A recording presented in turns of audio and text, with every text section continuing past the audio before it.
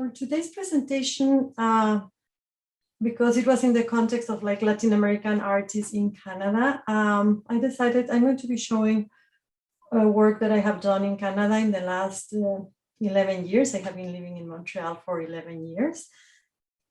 This is the first piece I made when I moved to Montreal in 2010.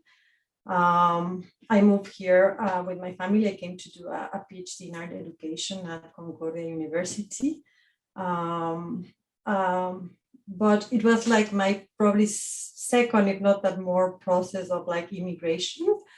I was born in Argentina. When I was 5 years old, my family had to leave Argentina because of the military dictatorship, and we went to Mexico, a country that, like, I became Mexican. I studied there. I got my kids there. Like, I Mexican by heart, and then from Mexico I came to study here. So this piece was done with shoes that I found that I recuperated. So like I went to second-hand stores in Montreal, and I asked them if they had shoes that they were not able to sell because they were too old or too damaged, or they often were missing a pair. So they donate me all these shoes, and I created this piece that is just in the park of my house. It's called In Your Shoes, which is a name that we also used for an exhibition that I had in the Sur Gallery some years ago. I work a lot with garments. I work a lot with shoes. I'm putting this piece here as an antecedent.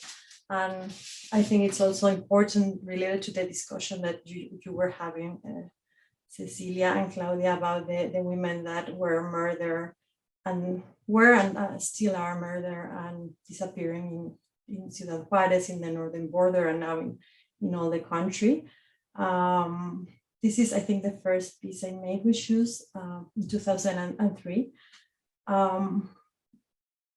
At the end of the 90s, beginning of the 2000s, I think we started in Mexico realizing about the dimension of the feminicides in Ciudad Juarez. I think when they started, all this was before the internet, or in a moment in which shows the internet was like getting more and more popular. So of course, the way in which the news were spreading was completely different, and a lot of things were kept invisible. And I think when we in Mexico started learning about the feminicides, we were not only shocked and sad and super angry, but also feeling some sort of sense of responsibility. And there was a huge social, cultural movement in Mexico, mostly of women artists, trying to respond to this and trying to give visibility to the phenomenon, like to add some pressure and trying to get the Mexican government acknowledging that this was happening and trying to do something about it. So the first news we started getting about these cases were in the newspaper, and often you would see a picture of the desert. Many of these were like these periódicos amarillistas, these like news that were showing like maybe bodies covered in some sort of fabric and then just empty shoes next to the bodies. And I think this image of the empty shoes was very, very strong, because it said so much about these women that we really didn't know who they were. Again, going back to this piece, it might be talking about my own experience of immigration, that it's been like a constant in my life, but also many, a lot of the time that I work with shoes, of course, is related, I will show a few more pictures, is with this idea of movement, of change, of movement as a form of immigration. The women that were killed in Ciudad Juarez very often were immigrant women, women that were reaching the north of Mexico, trying to cross the border and get a better life in the United States. So, well, this piece is also about this idea of crossing to the other side, but how often immigration is not about the place to which you are going, but the place that you are leaving behind. And how this idea of the other, it doesn't matter where you are, there is always something that you are like looking for, or something missing, or you're connecting with, or trying to connect with something that is not necessarily there. I work a lot with garments, with clothing. I use it for making sculptures or installations, sometimes little actions or performances. Maybe more and more I have been incorporating the body in the pieces. I started working with garments that I was like cutting and extending in the wall, deconstructing the garments as an attempt to deconstruct what, I don't know if they're meaning, but what different meanings they can carry. I think more and more garments are getting like acquiring flexible meanings. But also there is a tendency of like normalize certain things. Mostly I work in relation to like gender issues, and how clothing is a very effective form of like making like visible the invisible. Like a lot of the choices we make might not really be choices. Like sadly, we don't really make our garments, and when we go and buy things, we have like a series of options, and these options carry already a series of like meanings that try to define a lot of different aspects of our identities.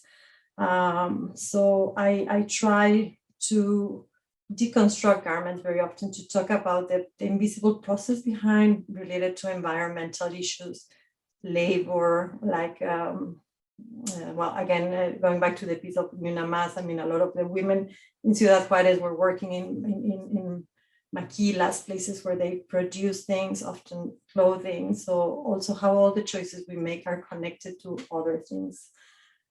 So this was, again, this idea of deconstructing the garments, but trying to leave it was a sort of performance. So the different people, these women that were my friends from Concordia, were wearing these garments, and then they stay in the space. It was in a conference in the university. So also trying to think about how much the space or the context defines or tries to shape us, and also how much we're shaping the space in which we are, which of course, as immigrants, I feel sometimes gets more clear, or not, or it's, at least it's more clear that it's can be confusing, or keep changing. This is another piece which was also about deconstructing garments, but was a collaboration I made with a Canadian artist who is an animator, who made this beautiful animation of a Monarch Butterfly. And then I created this sort of cocoon with this, I forgot the name, the structure that you wear under the skirt to give it like a lot of volume. It will come to me now, crinolinas.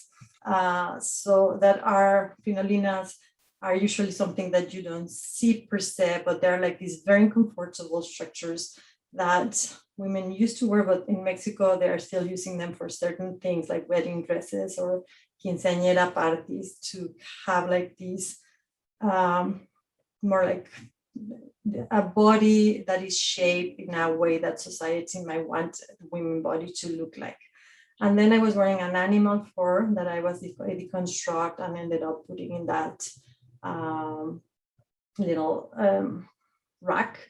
So it was a collaboration in which we were talking about, I mean, through the phenomenon of the monarch butterfly, which is a butterfly. I still remember my father is a biologist, and when I was little, he brought me for the first time to the sanctuary of the monarch butterflies in Mexico, Michoacan.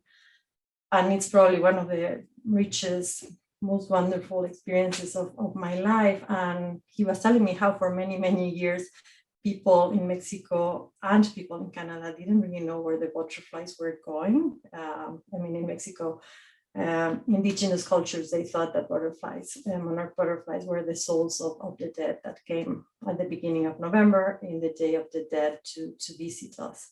So I was talking about these things that are connected, but also trying to relate it to environmental issues. The fact that the butterflies go away and we don't see them anymore. I mean, how this idea of borders function differently, but it's also how somehow we all have a responsibility with these notions of borders in relation to people, to nature, and how they affect us. This is a piece I made in 2013. When I first came here the first winter, I started finding lost gloves everywhere. And I had already done a piece with lost gloves.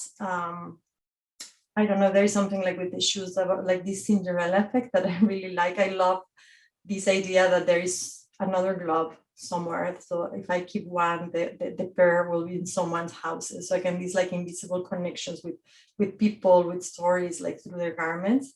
So for 3 winters, I collected gloves. A lot of people started giving me gloves that they were finding in the street. And at the end, we created this big banner that we place in the public library in my neighborhood. Next to, we have the flag of Canada, of Quebec, and of Montreal. And then we put like this other banner that was maybe for me a different, more personal or even real way of representing the community living in this area. And also when we took the piece down, the community were invited to come and get their gloves back in case they saw it in the piece. And this is another piece I made in Toronto for the New Blanche.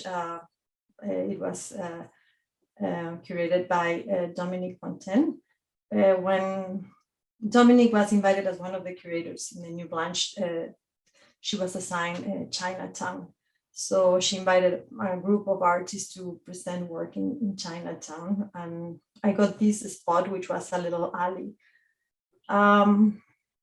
So again, there I was thinking, trying to find connections that I always try to do with the place, with the people. I thought, okay, how can I connect with Chinatown in Toronto, which was a place that I wasn't really familiar with it as an immigrant Argent-Mex artist living in Montreal. So I started thinking, I mean, I have some Chinese friends here and we were talking about that and also how they thought Chinese culture is perceived here and also how very often, I mean, a lot of the things I buy are made in China, but those things don't necessarily talk about what China is, and then how also these objects are now in global cultures, what it means to be Chinese or Mexican or Canadian, and how certain spaces might inform or not these identities. So what we ended up doing is we invited the community of Chinatown in Toronto to donate garments that were made in China, but not only made in China, but that they had chosen and bought for a specific reason. And we created like this facade that was like linking to buildings.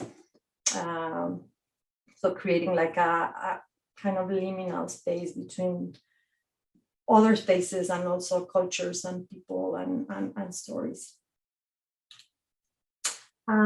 This is a piece that you know it, Cecilia. It's called Bear.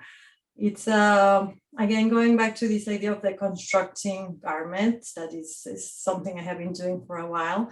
But in this case, I started working. I mean, after I did the piece of the butterfly effect and I cut the fur coat, I really liked the interior of the coat. All these coats always, I mean, outside the fur is beautiful, but once you remove the linen inside, the texture, you can really see the work, how like the story behind it. So you see somehow like the violence maybe related to the way in which the animals were killed, but also the labor in the piece. And it's very interesting and beautiful. So I started buying fur coats and removing the linen and creating these pieces that I extended in the wall, like showing the interior. Also, of course, thinking about like the colonial complicated story of Canada through the food trade and how it informed and affects the relationships of Indigenous people with the Europeans that came here. And these are a few pieces that I show in the Sur Gallery in 2016. Well, this is a piece I made it many years ago when I was living in Mexico in 2005. Actually made it for an exhibition in Essex, in Colchester, that where Gabriela Salgado curated. It was called Nostalgia of the Body, based on Olivia Clark. And it's an installation made with pantyhoses. That is also a material that is a recurrent thing in my work. So I cut and extended all these pantyhose and created this structure that is like, it's very hard to see it in pictures, but has like all these transparencies. So you can walk around it and get to see through it other people or the space. It's a piece that talks also about, when I made it, about gender-based violence, but maybe not these, maybe this violence that is made more subtle, and like through clothing might be one of the ways in which we can try to deconstruct it and show it. How sometimes there are like all these, we normalize the way, again, the bodies should look, the bodies should behave, mostly women's bodies, and through makeup or garments, and in this case pantyhose was mostly an invitation to like reflect about what it means to buy certain things, to wear certain things for ourselves. I mean, personally, socially. This was La Procesión Va por Dentro, which was a similar piece to Ni Una Más, but created later. And again, in the gallery worked very well with the shadows and the sun. And it's the first time I exhibited next to Invisible, so the dialogue between the pieces was very interesting. And this is a piece that I show for the first time in the Sur Gallery that is called Reflections, and it was a labyrinth. It's very difficult to see in pictures. If we have time, I have a 1-minute video, but if not, it's fine. So I created in the gallery this labyrinth with emergency reflective blankets that are the blankets that, again, it's interesting how the context changed so much. These, for me, those are the blankets that you see that kids in the northern border of Mexico, mostly in the south part of the United States, they give them these blankets to immigrants that are detained and put in like these little jails, like estas pequeñas jaulas. So you very often see like these shapes, these bodies with these blankets, and you don't get to see the bodies. The blankets just reflect the context, the environment. So they kind of disappear in this context, but at the same time, that sort of like game between absence and presence is very strong. Here I learned later also that a lot of people have these blankets in their cars, for example, in case you get stuck somewhere in the winter and you have to spend one night -20 or something. You have like this material that might allow you to survive. So it's interesting also how the material kind of changes according to the context. This is a piece I made with Nuria Carton de Gramont. She's a curator and an art historian living in Montreal. There was a call by the Montreal Museum of Fine Arts to create a piece that would dialogue with their collections of the world. So we proposed to do this piece, which was, we did some research, and a lot of these pieces from the collections of the world, you don't know the story about how is it that those objects travel and ended up in here in Canada. I mean, there are all these assumptions of how they were used, but of course not the story of how they were taken or subtracted and ended up here eventually. So we invited immigrants from Latin America. We try to invite people of like different immigration status and gender, ages, sexual identities, and they all presented an object that they brought with them when they came to Montreal. And they told the story, their own story of immigration through the object. So it was a big interactive screen.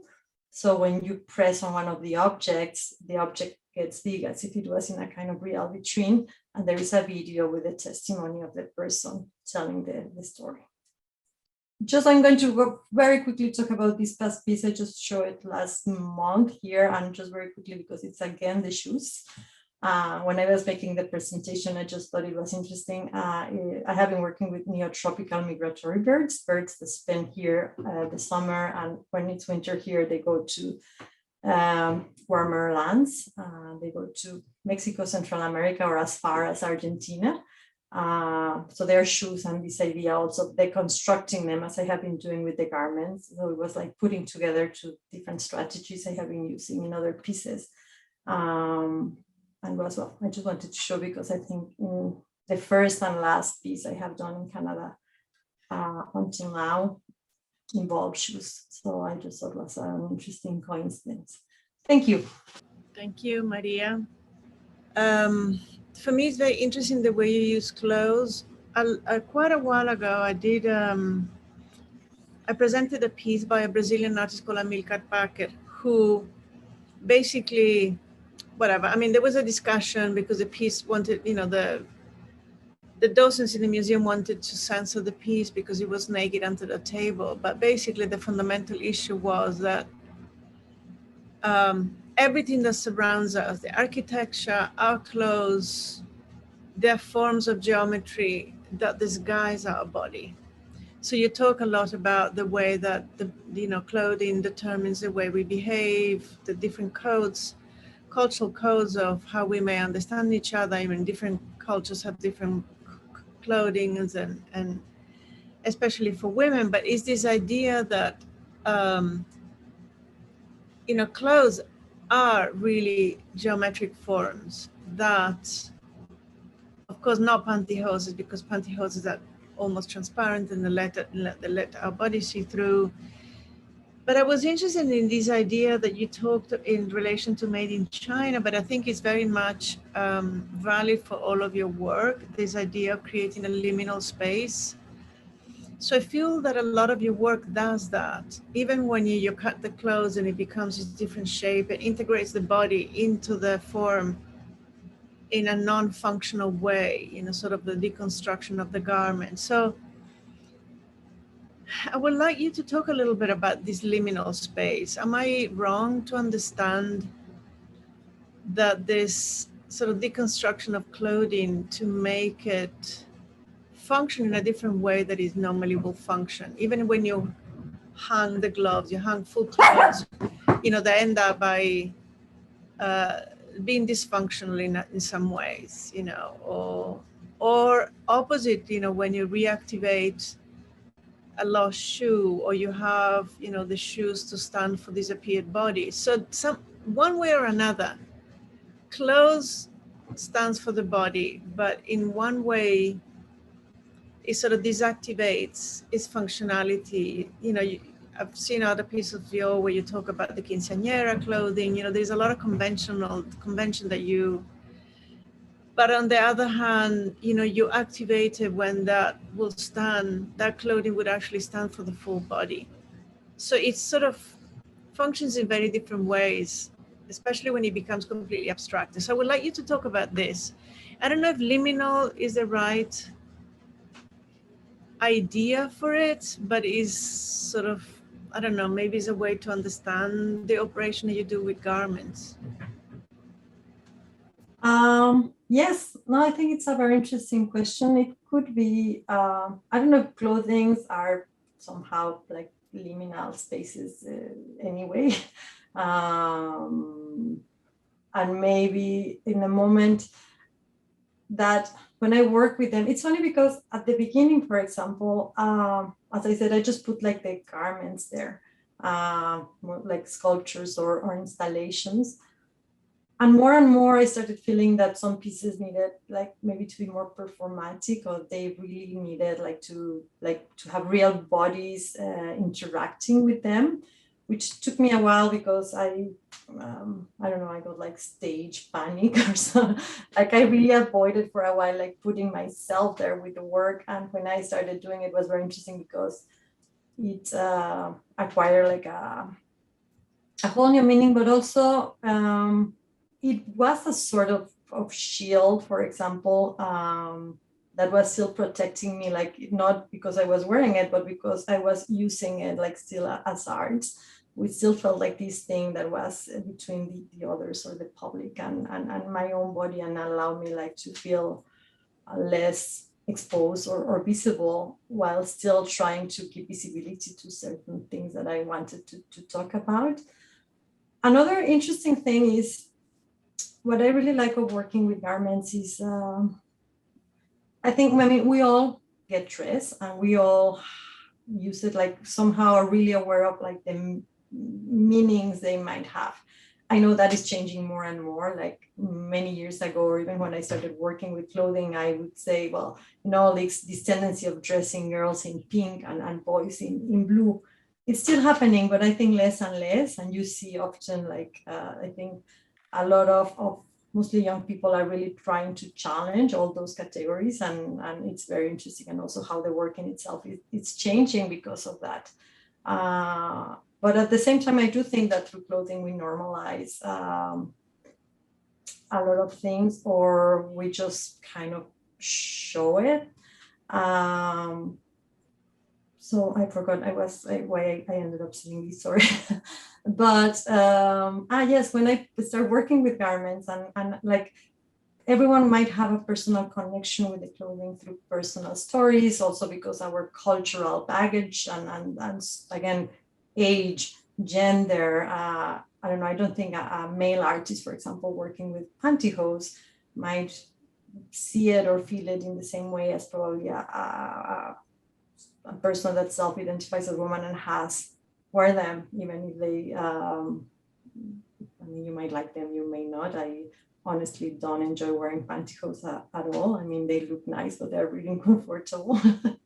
So all this is to say is that in a way, they acquire, I mean, that happens, I think, always with art as artists. When we put our work out there, of course, we are not really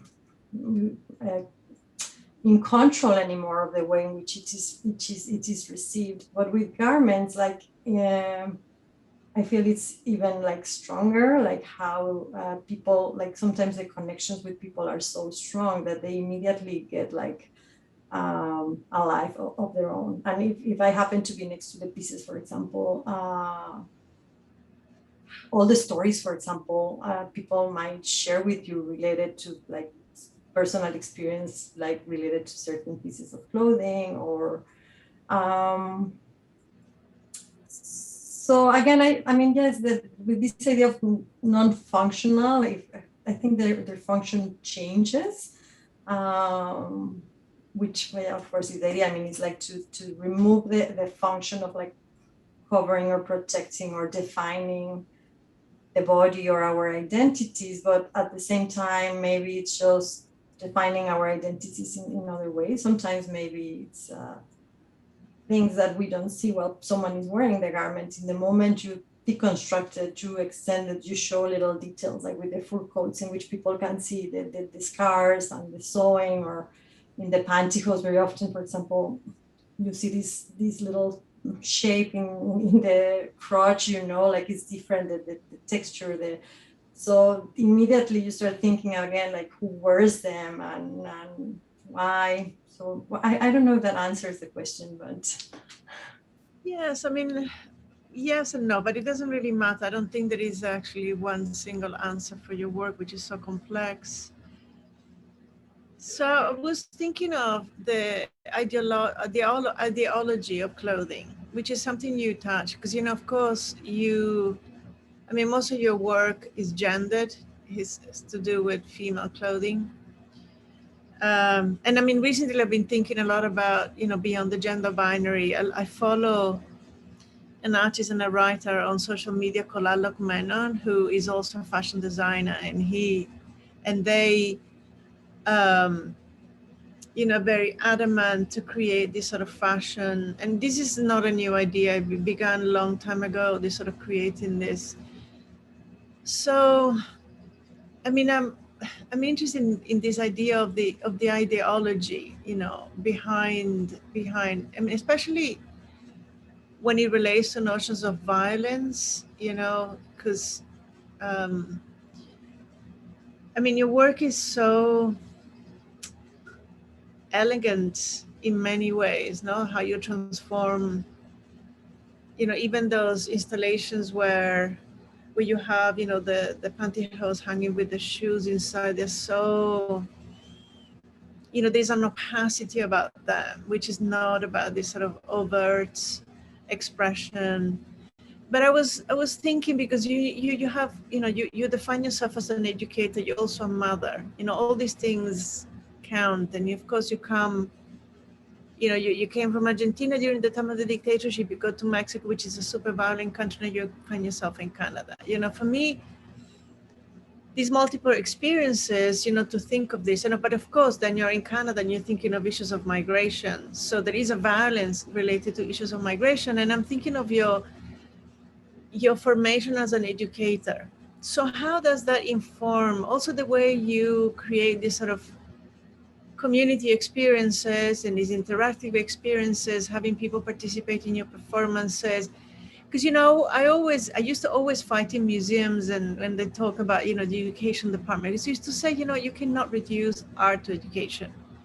Art, there are forms of knowledge within art, forms of epistemology and feeling, but they shouldn't be considered education as such. So I know this is my last question because we're running out of time, but I would like to, you know, understand a little bit how these different components work. You know, you're always trying to inform something, a gender issue, migration issue, identity issue, environmental issues. At the same time, your work is incredibly material, sensual, beautiful. You know, it's something that, you know, you wouldn't shy away from it, even if it's talking about something very strong. And your role as someone who is interested in education.